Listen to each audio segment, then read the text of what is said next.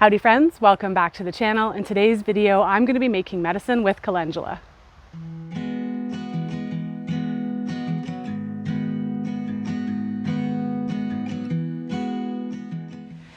First, before I get started with calendula, if you're new here, howdy, hello, my name is Corinne. I am a clinically trained herbalist based out of Ontario, Canada, and I talk about all things plants. I like to dabble in homesteading. I do some canning and fermenting and other preservation methods. I'm big into home cooking and, of course, medicine making. So if that is your jam, I hope you stick around.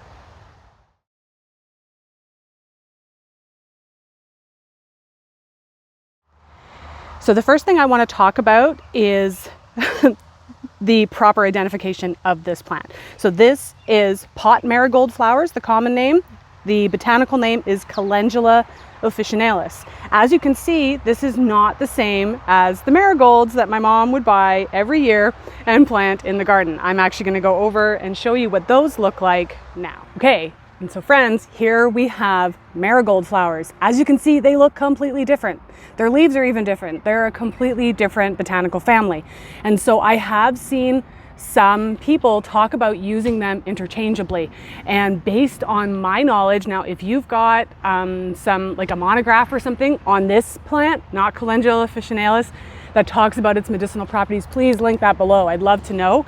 But as far as I'm aware of, they are not interchangeable. And so while this is an amazing, it's beautiful, it's an annual, it'll keep flowering all summer long, and it's a great companion plant for your vegetable garden, it isn't one that I use medicinally. So over the years, we have been asking for ways to keep away mosquitoes, and all of you have had great suggestions, which I'm very grateful for. A lot of them we have tried, friends. We have planted all of the lemongrasses and the citronellas. It doesn't work, not when you're as wet as we are and as buggy as we are. But burning coffee grounds, that seems to be something that kind of works. So try it out. It's natural. We don't like using DEET or a lot of like chemicals on the property if we can avoid it.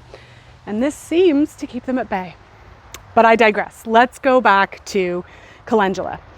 So a lot of people are aware of this plant for its topical purposes. It's often used in face creams, serums, baby products because it's really gentle. But there's a lot of other reasons why I would want to work and harvest this plant. Now, I'm not going to be making an infused oil today. Today I'm going to be making tincture, but feel free. I've got lots of references. I'll link my tincture guide below, and I'll link a blog post where I talk about how to make infused herbal oils. Feel free to do that as well, but I don't need any of that in my apothecary, so I'm going to be focusing on the tincture. So for tincture, I really like using the whole plant, and so what I'm going to do is take about the top, I'd say 3 to 4 inches right about here, and I'm going to cut that. When I get inside, I'll show you, but I'm going to strip off the leaves. Oh, hello, pollinator friend. I'm going to strip off the leaves and the flower because the stalk is mostly inert. This is actually the case for most medicinal plants. So when you're thinking about how much you need to harvest in terms of weight, you've got to keep in mind that you're going to be discarding that stalk.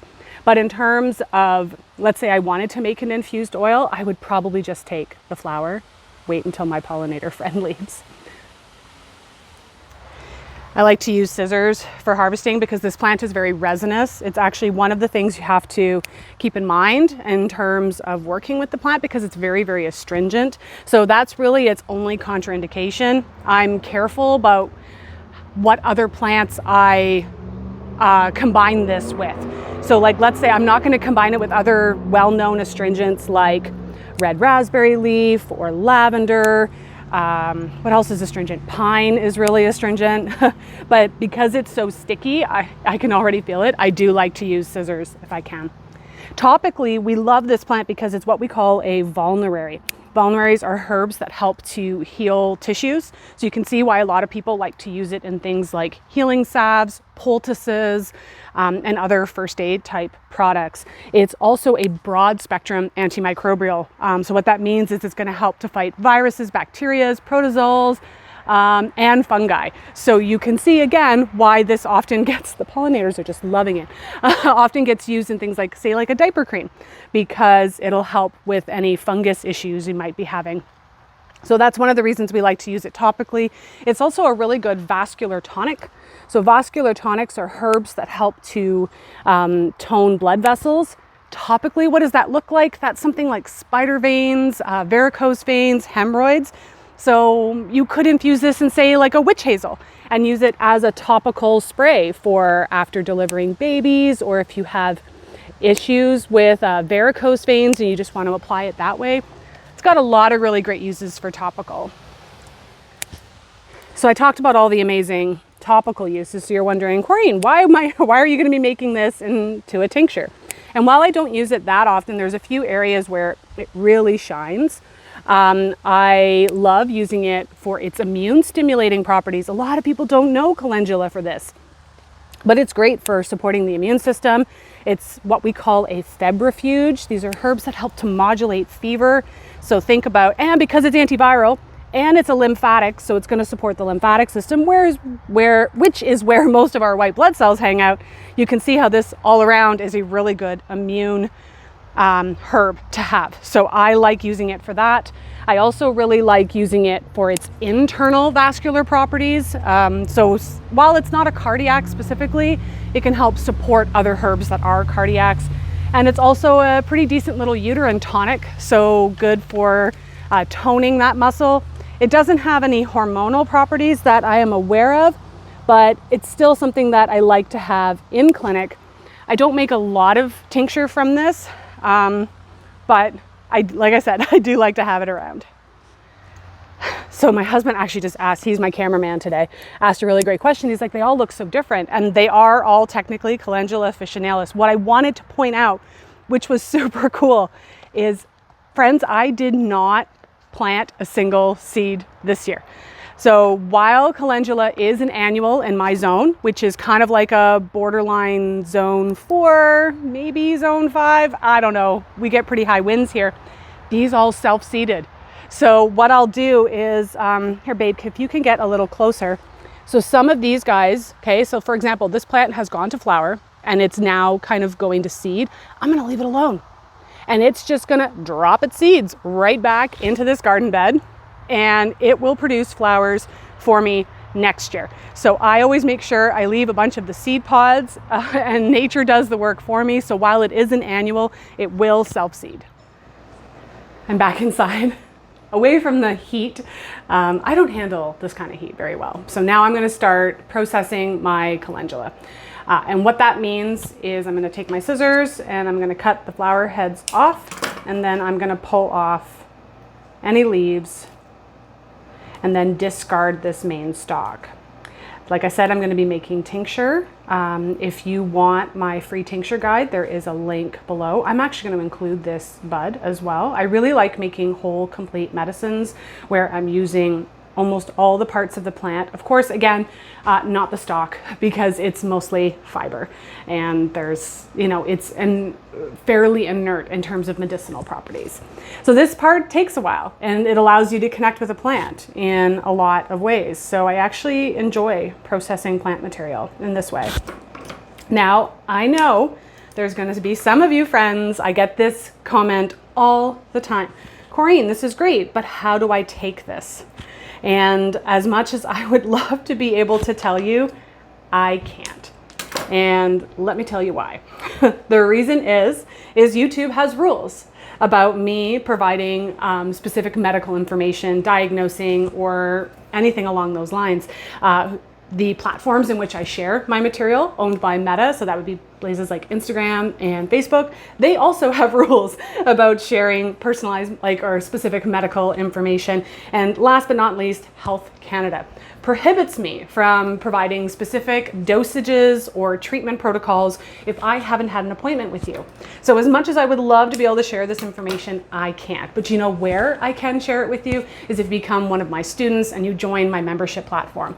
There, I can pretty much share whatever I want, which is a really beautiful thing. So my students there, they learn how to formulate, they learn how to dose tinctures, they learn how to make medicines in a more in-depth way. So if that's something that interests you, you can scroll down into the description and check out Weavers of Plant Wisdom.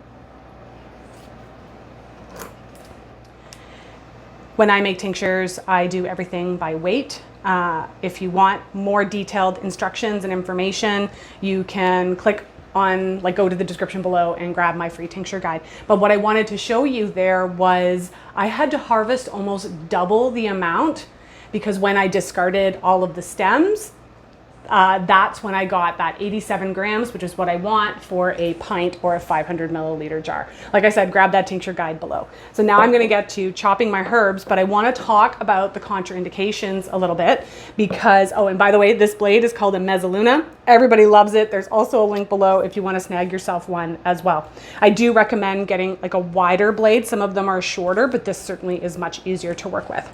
But the contraindications are largely in part due to the resinous properties of the plant. So if you're working with this plant, if you've ever worked with it before, you know it is sticky and your fingers stick together and it's all gummy.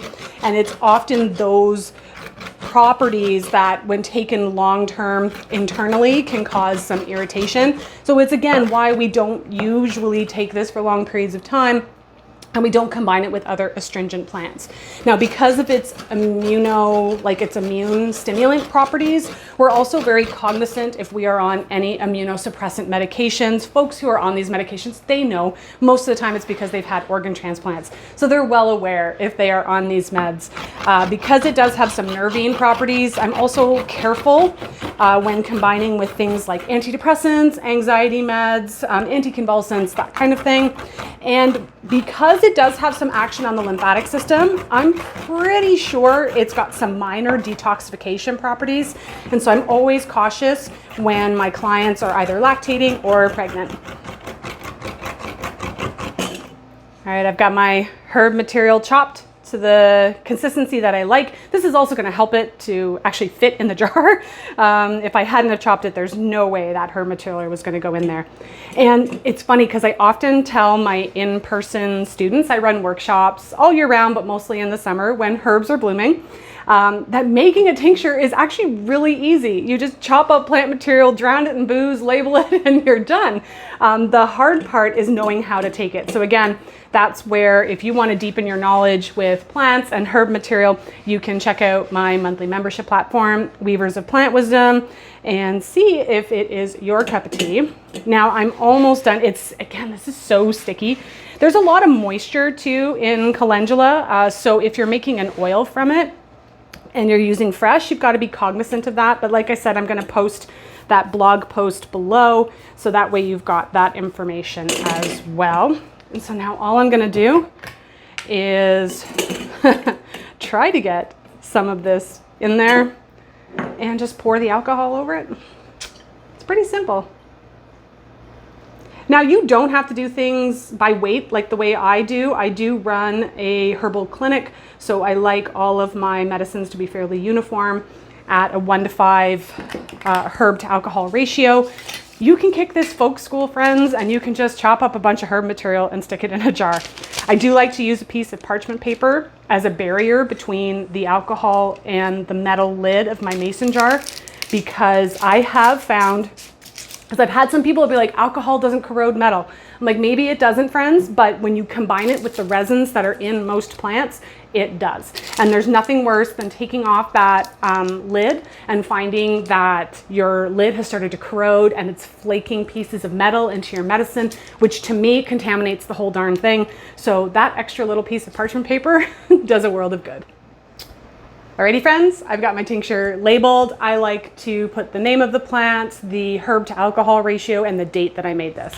And this is going to get tucked in my tincture cabinet, which is a cool and dark location. This is ideally where you want to store your tinctures. They need to sit for at least 6 weeks before you press them. If you don't know what that means, I've got a video on what it means to press a tincture, so you can check that out. But I generally don't strain out or press the herb material until I need it. I let it sit in this form with the herbs still in it. This one's leaking. I filled it a little bit too much, so I have to keep wiping it down. But I usually let it sit with the herb material in it until I need it in clinic. Then I'll press it, and I like to use it up within a year.